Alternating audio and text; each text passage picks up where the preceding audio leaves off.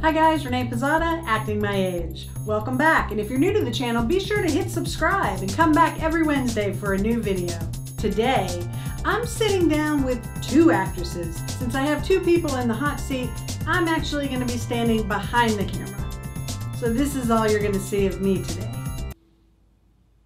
This week's theme is around creative collaboration, and these two actresses, Heather Dowling and Michelle Barton, have got it down pat. Or should I say, down the middle. Hi, I'm Heather Dowling. And I'm Michelle Barton. We've created a show called Down the Middle.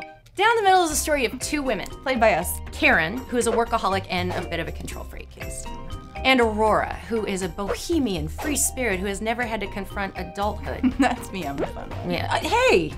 You of all people should know I can be fun. Well, I know you can be fun, but we're talking about Karen and Aurora here, so get back to your totally fun list. It's The Odd Couple meets Dharma and Greg meets Women in 2019.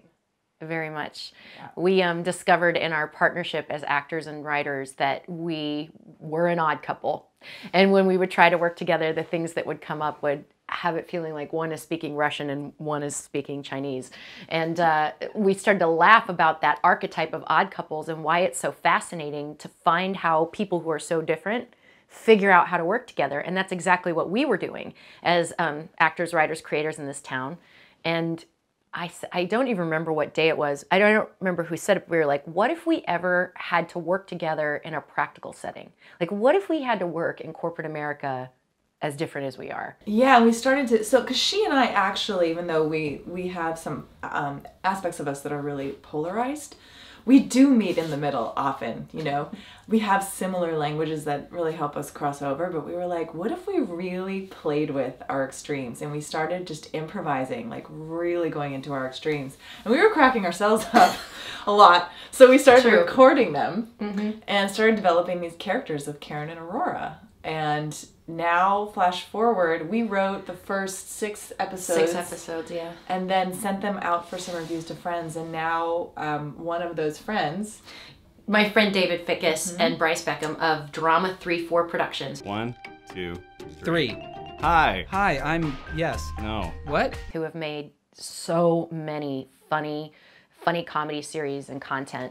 My friend David read it and said, we need to talk. He said, I think you have something very funny to flesh out here. I want to see all these characters and ideas and scenarios that you guys have created. Because we actually created it to be just the two of us, the two characters. We were going to keep it simple. But then these guys were like, you really created their energy, and now we want to see these women on their dates and on the things and and now we're partnered with them. They're rewriting, and yeah. Here we are. We're fleshing it out. The whole premise of the show, which is very relevant right now, is how people with completely opposing viewpoints can find a way to create great things together. And it's about women in partnership, forging bonds and making magic. But at first, it's just about people with completely opposed viewpoints. Learning to support each other. Not seeing eye to eye. But developing trust. And eventually discovering that they can find common ground. I know a lot of the actors that come on your series, they talk a lot about, you know, part of what got us started is you got to create your own stuff. You got to create your own stuff. The market is hungry for original content, and especially from women right now. Like, how do women see the world? How do we view working relationships? I know for me, the catalyst to creating it actually started first with a one-woman show that I wrote. So with the way the business is changing, there's such an emphasis on you. If you're waiting around waiting for a phone to ring as an actor, you're gonna get really bored because it's supply and demand. It's not complicated. There's a lot of really talented, gifted people that want to work in this business. And so to keep yourself satisfied and fulfilled as an artist and to give yourself reps, frankly, you better be looking to create your own stuff. So it started with me creating a one-woman show that went really well for me. It was called Unemployed Finally. I had a great run with it for 2 years. I got to take it to 42nd Street in New York City, which was like little me's dream come true.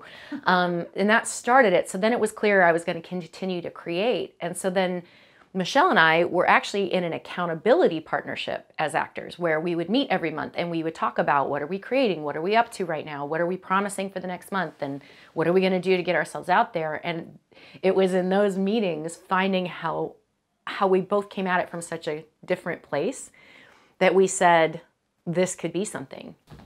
And usually when we're find we're butting heads, at least I'm now pretty present to that we're just in the middle of whatever it is, because there's always a point, because of our commitment to really be able to get the other person and in service to the show that we're creating, Right. that there's an alchemy there where it's like, I was in Africa a couple years ago and I saw these 2 rhinoceroses like with their horns, and they were, you could think they were fighting, but I realized they were playing, and they were like, I was like, that's how people actually sharpen ideas. They kind of butt heads, but it actually crystallizes the bigger thing. And I feel like, Do you know the material that, I mean, rhinoceros would not have been something that would have come up for me today. And then here we are. And so that's kind of the speaking of alchemy, that's kind of how it came to be. That's a perfect example. But you get it, right? Mm-hmm. Yeah, I hope so anyway. for years I was doing a lot, really pulled into different arenas as an artist. I would have kind of one foot in the marketing aspects of building a career in the mainstream Hollywood arena, and then another foot in way out of the box physical theater or just artistic stuff that is nowhere near in the mainstream of Hollywood. And but content creation was always flowing in and out for me a little bit. And then a couple years ago, I really saw, I was like, I am trying to get my artistic needs fulfilled by building this business, and I'm not staying committed to it, because bless the casting directors and the casting director workshops and all of the marketing that we need to do with so many people, as you said, going out for a lot of under 5s and just all the roles. I mean, there's, I was just finding that the more I kept trying to just be artistically fulfilled by building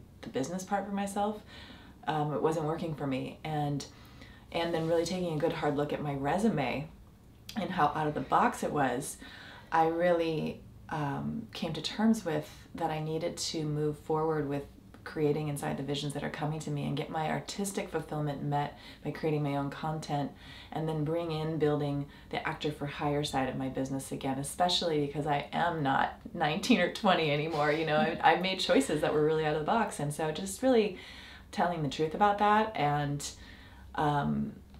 had me move towards that even more. And I do have some other projects in development, and we were supporting each other in all of that, and then this just came up with us as like, what about you and me, sister? And we started playing, and now it's grown into something where our team is like 8 people. I know. And I don't know how it happened. And great, and like the names of great actors that we can't say yet coming on board, it's really been such a special, magical process. Yeah. So making a project of this scope and size takes some resources. That's where you come in. The next item is our fundraising campaign. Can we use a different term? The word campaign just sounds so political. How about we say it's an adventure in outreach for harnessing awareness? Oh my God, an acronym. IOFHA. The word campaign sounds like we have an agenda. That's true. So speaking of crowdfunding, so for Down the Middle, our crowdfunding link on Seed&Spark is downthemiddleseries.com, which from what I understand, Renee is going to be putting at the bottom down there so that you can easily access it.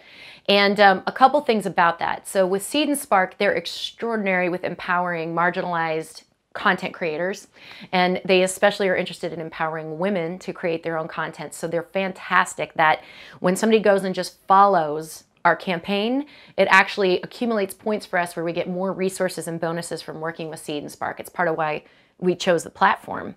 So every follow makes a difference, every share of the campaign makes a difference, and every dollar makes a big difference. Absolutely. Well, that's it for this week's video. If you like what you saw, give it thumbs up.